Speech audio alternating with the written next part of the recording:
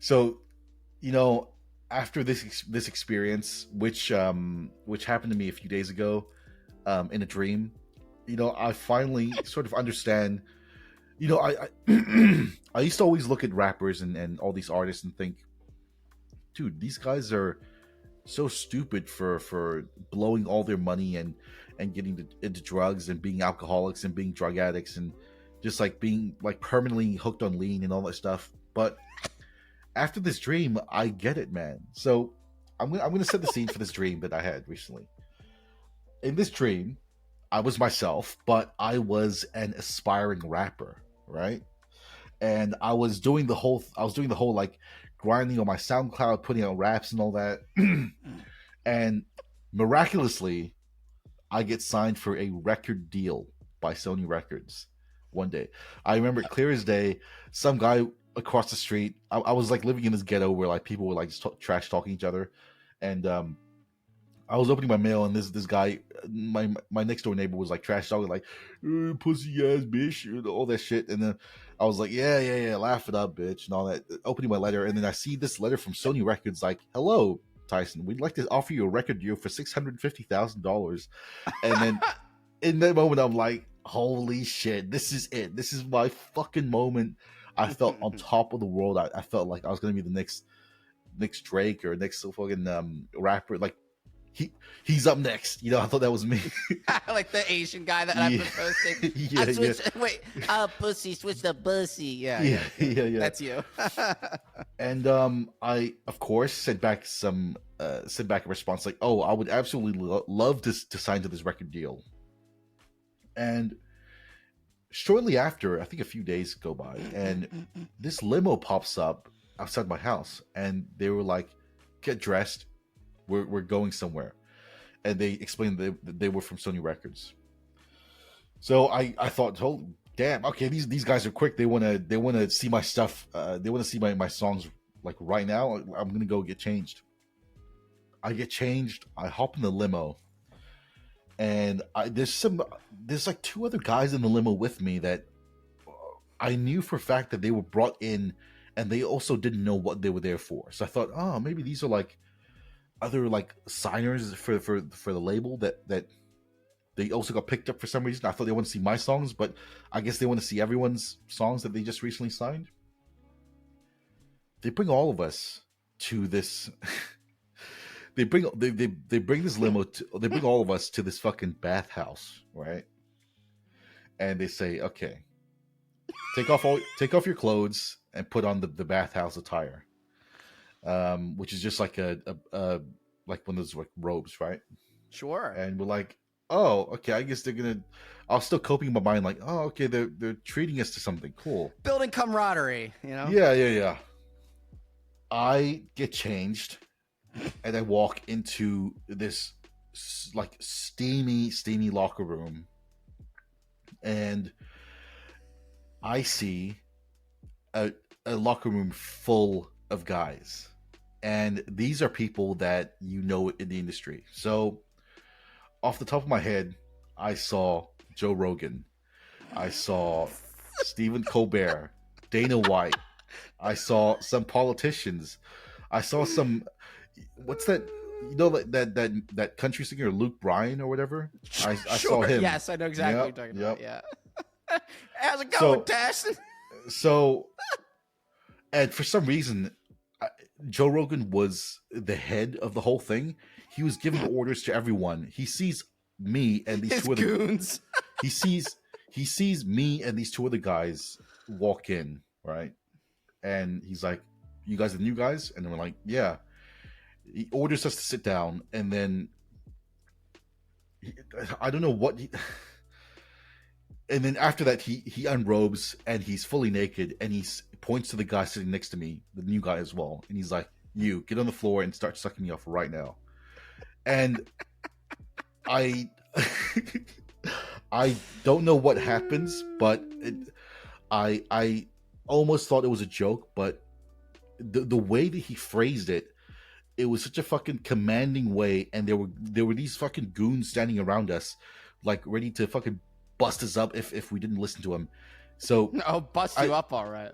So the guy next to me, gets on his knees and starts sucking Joe Rogan's dick. Okay, and when he was done, he pointed at me and was like, "Okay, now you're gonna do the same thing." And I kept thinking, no, this has to be like a prank or something. Even though the other guy had already done it. Yeah, I'm like, no, this can't be real. This has to be like a fucking prank or something. Like, there's no way this is real. And I'm like, no, I'm not really into that. Sorry, Joe. And sorry, Joe. Yeah, and then we did it, Joe. He signals. He gives a look to these two like security guards where they just grab me and force me on the floor. And he looks at me and he's like, "You said yes to that record deal. This is what you have to do to earn it, right? And if you tell anyone about what's happening here, you know what's going to happen to you." And he forced me to suck his dick, and in the dream I did, and it was honestly the most fucking disgusting experience I've ever experienced in my entire life, dude. Were you good at it? No, it was disgusting. It was fucking repulsive, dude. And afterwards, I remember like a lot of things happened afterwards. I remember like being dropped off back at my house, and my immediate thought was, I feel fucking dirty. So I had a shower for like what felt like hours, and then after that, I still felt dirty. So I needed to get drunk immediately to fucking forget that happened.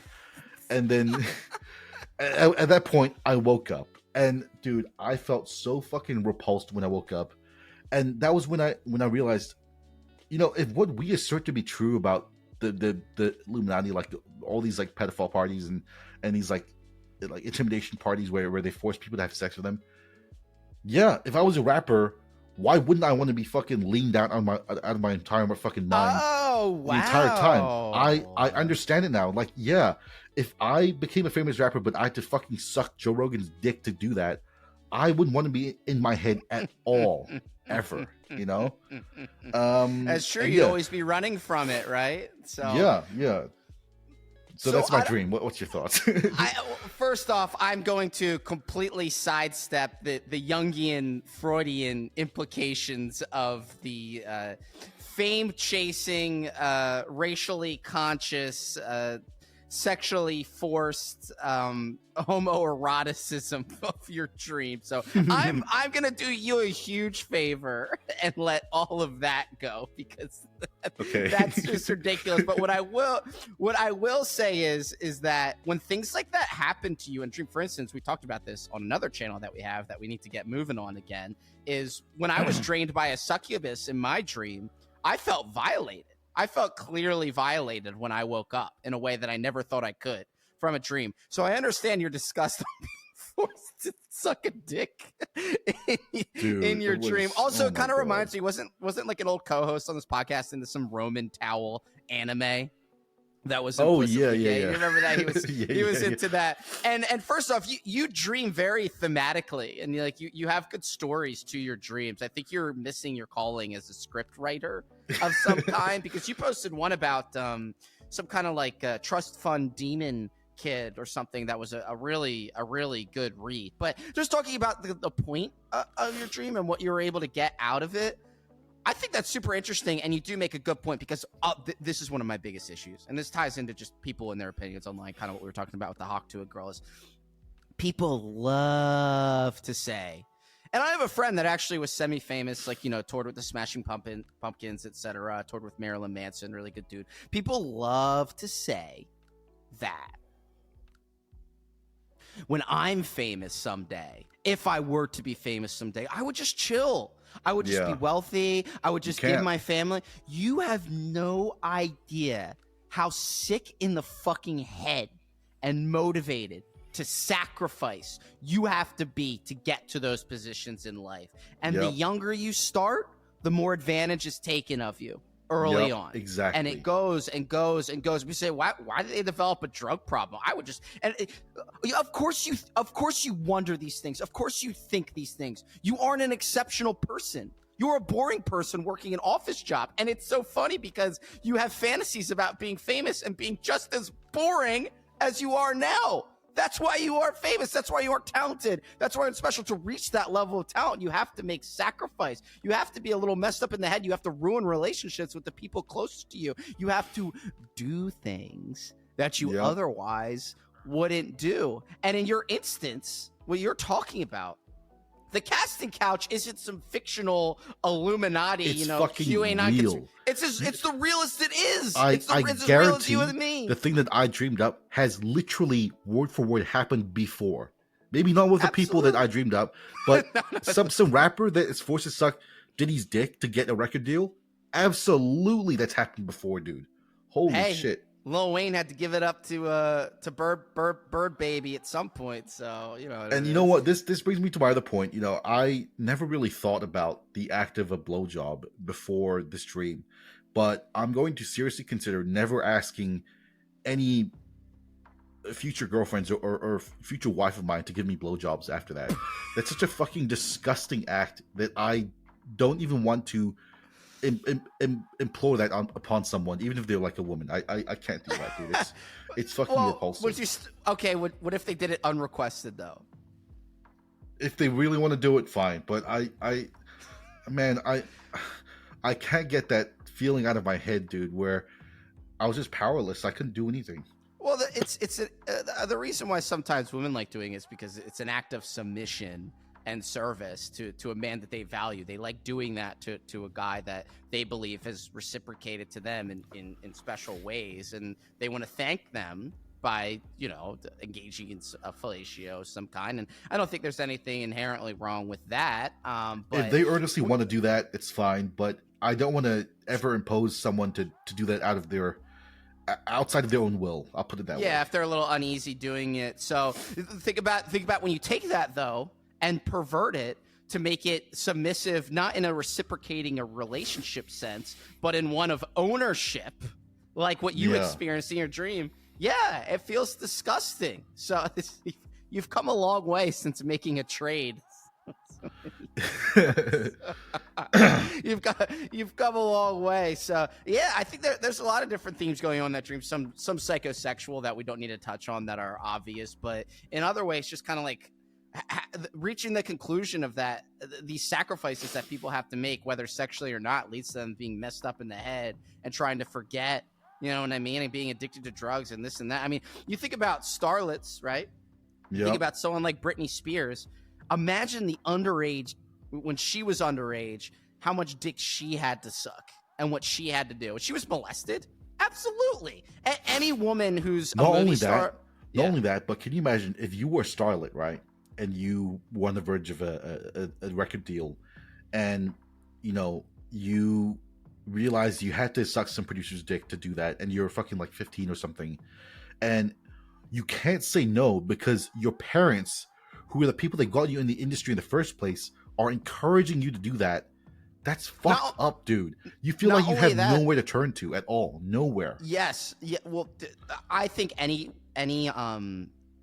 child star, teenage star, is encouraged by their parents and guilted. They say, your father and I have sacrificed a lot for you to get to this point. So you're inculcated by your parents and the people around you to keep moving forwards and saying, and if you talk to other people, maybe women who are a little bit older in the industry, they'll say, yeah, I had to do that. Do you want to do it or not? And that's it. And they'll do it and pretend that it's fine. What was it like when Louis C.K. was masturbating in front of, who was it? Was it Sarah Silverman? These two girls, yeah. Yeah, and I think there was a woman that was kind of granting him clemency on that. I think it might have been Sarah Silverman. No, like, yeah, sometimes you just gotta Louis feel C.K.'s situation is a bit weird because he's kind of a fucking weirdo. Like he like they asked to be in this room and he just asked them like, yo, can I just jerk off in front of you? I don't even want to touch you. The real example would be the fucking Harvey Weinstein video where this fucking producer assistant is just like trying to tell him the notes for this upcoming show, and then he's just like fucking groping her, and I get it now. It's fucking it's like, dude, that's the video. But I just want to say, guys, take it easy on these fucking rappers or stars that you see. It's like, no, okay, my message is not, won't someone please think of the world famous rappers? I'm sorry, Tyson. I can't get on board with you on that one. I'm just saying, like, why don't you center it towards women who are vulnerable? Okay, they're men. They can make their own decisions. You know what? In life. I'm gonna center it around people that make like really stupid decisions. Like how could this guy ever get addicted to heroin like a normal guy? It's like, well, you don't know his life story. You know, maybe he went through some really fucked up shit to make him like go on to the point where he wants to do heroin. You don't know that, you know? Yeah. I think I've learned to not judge as much, and it's easy. It's so fucking easy for someone to say, yeah, just stop doing heroin. It's like, no, I mean, you didn't have to get fucking forced down in the sauna to suck Joe Rogan's dick. So I don't want to hear you fucking talk, you know? Sounds like you were visited by an incubus, maybe. I'm not. So no, the Louis C.K. thing I'm bringing up, not because of him. I don't know how much pull he has in the industry. I'm saying women who are veterans don't make excuses for that kind of behavior. They'll say, you know, yeah, sometimes you gotta do what you gotta do, or like, yeah, I think it's fine that he did that. And younger women see that advice from veteran women in the industry and say, okay, I guess it's just what I have to do. It's just what I have to go. Men are men, and that's what they're going to do. So yeah, it's a shame that things have gotten to that point. But you know what's funny? It was worse back then. It was worse in the heyday of Hollywood. Are you kidding me? Can you imagine? Shirley Temple was like 10 years old being portrayed as a sexualized adult woman. Dude, she was probably getting bukkakied on her fucking face. Dude, on these her fucking red curls. freak producers in Hollywood. Can you imagine how free they were running around doing that shit in the 80s, dude? In the 1980s, where there was no internet, there was no where they controlled the media. They were doing that to like fucking probably every other fucking starlet or guy in the industry. It's like, yeah, no wonder actors develop this fucking reputation for being crazy. Like, no wonder, dude. Like, holy shit. So I'll wrap it up with some finality on that subject, because there's one thing that kind of honed in on there when you talked about the 80s. I do believe, and I think her name's Heather O'Rourke, the blonde girl on Poltergeist was sexually assaulted to death. Okay. Yep. And she exhibited traits of someone, post autopsy of someone that may have been defiled in some way and like protracted some sort of disease from that and died. I think she was, okay? And that's just a small example. That's just where things went wrong. I'm sure it was a lot worse than that. It's what these men do. It's what they do in the industry. So anyone who's interested in that subject, go look it up. But I always thought that was really, really strange. And also there was a demonic essence just surrounding the entire set. She wasn't the only one to die associated with that production. So that's what happens. I mean, there's dark arts at work, in the world of Hollywood and fame, because they're and I'm not going to say there's magic or some kind of arcane art involved. It's just human depravity and what it brings,